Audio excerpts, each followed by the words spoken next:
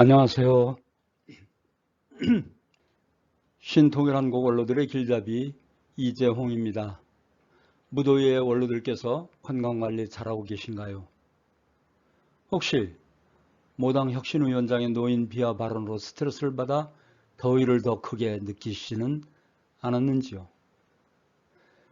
태어난 것은 순서가 있지만 저 날아가는 것은 순서가 없는데 말입니다.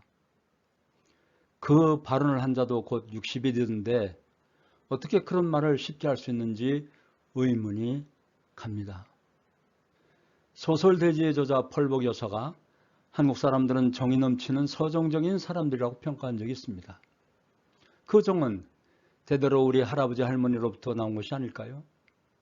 오늘 우리 원로들의 길잡이 8월 3일 신통일 한국론 중 한민족 그 역사적 의미에 대한 말씀으로 이어가겠습니다. 제 영상이 도움이 되셨다면 구독, 좋아요 잊지 마시고 눌러주시면 더 좋은 영상을 만드는데 큰 힘이 되겠습니다.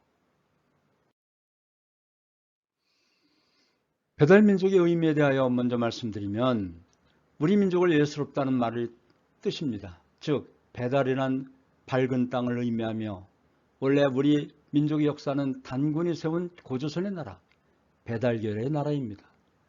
배달은 어둠이 없고 죄악이 없는 선, 도의, 밝음과 평화의 이상향을 뜻합니다. 단군은 하늘에 드리는 재래와 정치, 즉 재정일치의 고조선을 개국하고 우리 민족을 배달민족, 배달결의 한나라라고 말하는데 배달이란 밝은 땅을 의미하며 한민족의 한이란 말 역시 밝다는 의미를 지닌다고 볼 수 있습니다. 한국, 환태평양 문명의 중심지가 될 것이란 예언을 한 자가 한두 명이 아닙니다. 미래를 예견하는 25시작가 게오르기를 비롯해서 세계 석학들은 새로운 문명이 환태평양 지역의 한반도를 중심에서 탄생할 것을 예견해 왔는데 1929년 4월 동양 최초의 노벨 문학상 수상자인 인도시성 타고르는 3.1운동 당시 한국을 보고 동방의 등불이라는 시를 써서 한민족을 예찬하였습니다. 당시 우리나라는 일본 압제하에 있던 세계에서 이름도 없었던 때였습니다. 인도의 시성 타고르의 시 동방의 등불입니다. 일찍이 아시아의 황금기에 빛나던 등불의 하나인 코리아, 그 등불 다시 한번 켜지는 날에 너는 동방의 밝은 빛이 되리라. 마음에 두려움 없고 머리는 높이 쳐들린 곳, 지식은 자유롭고 좁다는 담벽으로 세계가 조각조각 갈라지지 않은 곳, 진실의 깊은 숲속에서 말씀이 솟아나는 곳, 끊임없는 노력이 완성을 향해 팔을 벌리는 곳, 지성의 맑은 흐름이 굳어진 습관의 모래벌판에 길 잃지 않은 곳, 무한히 퍼져나가는 생각과 행동으로 우리들의 마음이 인도되는 곳, 그러한 자유의 천국으로 나의 조국 코리아여 깨어나소서. 민족 정통성과 3.1운동에 대하여 말씀드리겠습니다. 일제의 폭압적인 식민지 지배에 대한 민족의 저항으로 시작되었습니다. 1919년 1월 3.1운동은 식민지 쟁탈식에 미국의 윌슨 대통령이 파리 강화 조약에 언급한 민족 자결권에 큰 영향을 받았습니다. 그 주창에 영향을 받아 식민지 국가들에 대한 저항심이 서유럽 동경 UMC에 모인 조선 청년 독립단의 28 독립선언서에서 촉발되었습니다. 자치적 해방을 위해 역량을 결집한 전민족적 해방운동이며 또한 이 운동은 신분과 계급, 이념과 종교를 뛰어넘어 어느 기관이 관장한 것도 아니고 자주 독립을 향한 일념으로 자주적으로 온 계력 하나 되어 일으킨 최초의 민족운동이었습니다. 또한 대한민국이 한반도에 정통성을 잇는 이유는 첫째로 대한민국은 3.1운동의 정신을 이어받는 나라이기 때문입니다. 다음으로 3.1 독립운동이야말로 양심의 명령에 따라 신분과 계급, 이념과 종교를 뛰어넘은 민족운동이며 온 계력 하나 되어 일으킨 최초의 민족적 세계적 평화운동이기 때문이기도 합니다. 3.1운동은 군국주의 체제에서 자주독립의 가능성이 전무한데도 불구하고 잔인한 무력 앞에 맨몸으로 맞선 무저항주의의 운동이었고, 민족해방이 민족만을 위한 뿐만 아니라 대동아 전체의 평화에 기여한다는 열린 민족주의의 운동이었습니다. 3.1운동은 양심에 기초한 양심해방, 양심혁명운동이었습니다. 이런 면에서 신통일한국과 3.1민족 정신에 대한 내용은 신통일한국의 핵심 과제입니다. 이처럼 3.1민족 정신은 한반도의 평화 통일을 위해 그 기초를 제공해 줄 정신이 된 것입니다. 그야말로 3.1운동은 양심에 기초한 양심해방, 양심혁명 운동이었습니다.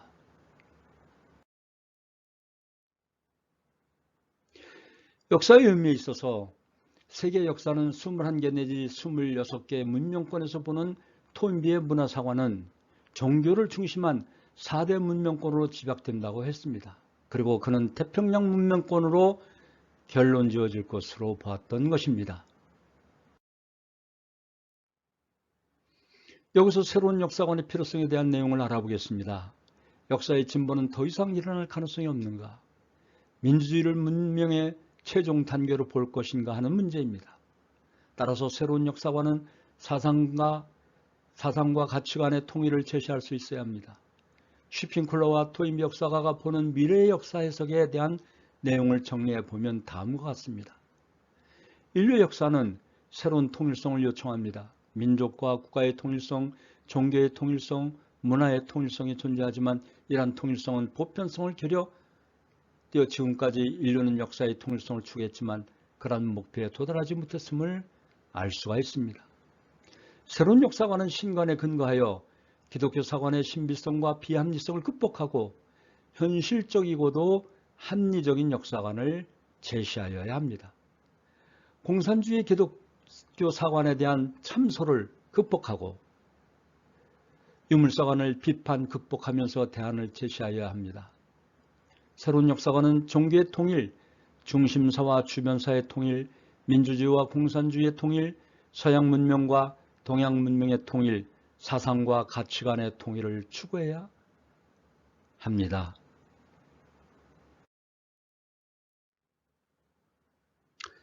역사의 중심은 심정을 중심한 수수법의 출발점을 통하여 알 수가 있습니다. 즉, 하나님주의에 있어서 모든 존재의 궁극적 실제는 하나님입니다.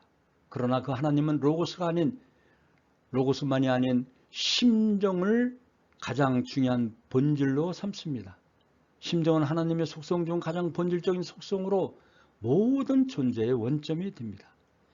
이 원점을 토로하여 먼저 창조의 목적이 세워지고 이 충동력이 위하고 또 위하고자 하는 그 부모의 마음, 이 충동력인 심정을 중심하고 하나님의 이성성상이 수작용하여 마침내 만물을 창조하게 됩니다.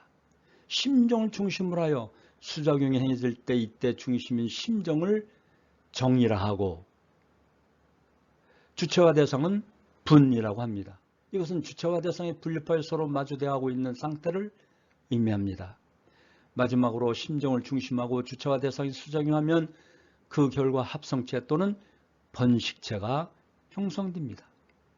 이 새롭게 나타난 결과를 합이라고 하는 것입니다. 이 수세의 법칙은 모든 생성, 창조, 발전과 신생체가 이루어지는 창조 목적의 기본 원리인 것입니다. 이 법칙은 공산주의 역사 발전의 계급투쟁의 발전을 완전히 무너뜨릴 수 있는 내용이며 그 대안인 것입니다. 더 나아가 북한의 인간 중심한 주체 사상을 완전히 극복하고 그 대안을 제시하는 내용이라고 볼 수가 있습니다. 따라서 남북통일 방안의 문제는 하나님주의인 것입니다. 신통일론을 통해서 북한 해방과 통일을 이룰 수 있고 사상과 가치관으로 극복할 수 있는 것입니다. 즉 하나님주의의 남북통일 방안은 북한 해방 통일입니다. 하나님주의의 통일 방안은 연방제는 물론 아닙니다.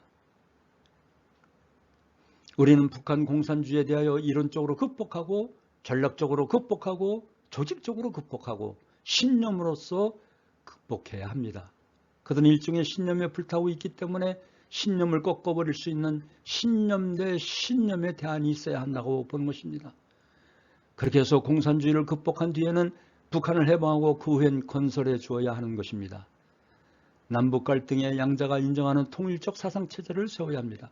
이 사상이 바로 하나님주의인 것입니다. 남북은 하나님주의에 의해서만이 통일이 가능합니다. 하나님이란 개념은 철학적 개념인 동시에 사상적 개념이며 종교적 개념입니다. 공산주의 자체가 사상인 동시에 하나의 무신론 신앙입니다. 그러므로 한민족의 역사적 의미로 볼 때 경천사상, 즉 하나님의 주의로만이 이 한민족의 역사적인 의미와 결실을 볼 수 있는 것입니다.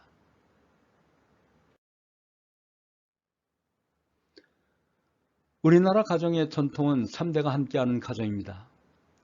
이런 가정이 남북 통일의 초석이 될 것이고 사회 안정과 발전이 기본이 될 것입니다. 즉 부부가 사랑한다는 것은 하나님을 심는 일입니다. 본래 부모는 본연의 하나님 자리를 대표하고 여기서 남편과 아내는 서로 다른 한쪽의 하나님이 됩니다. 그리고 아들, 딸은 또 하나의 작은 하나님입니다. 하나님은 참사랑의 본체이므로 참사랑과 연결되면 모두가 같은 몸이 됩니다. 부모는 하나님을 대신한 살아있는 하나님이요, 부부도 하나님을 대신하고 자녀도 하나님을 대신합니다. 이렇게 3대가 참사랑을 중심 삼고 하나님의 자리를 대신하는 것입니다.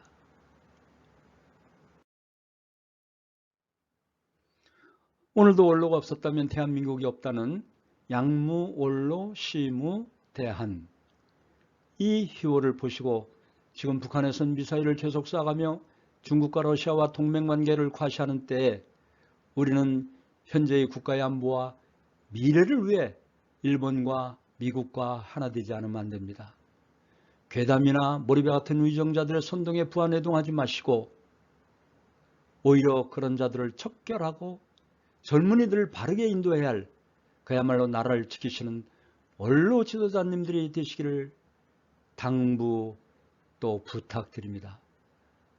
아무리 노인 즉 원로들을 폄훼하는 정치꾼이 있다 할지라도 우리 원로들께서는 자존감을 가지시고 우리 원로들이 없으면 가정도 나라도 세계평화도 미래도 없음을 아시고 항상 건강하시고 행복하시길 기원드리면서 오늘의 원로들의 길잡이 모든 순서를 마치겠습니다. 감사합니다.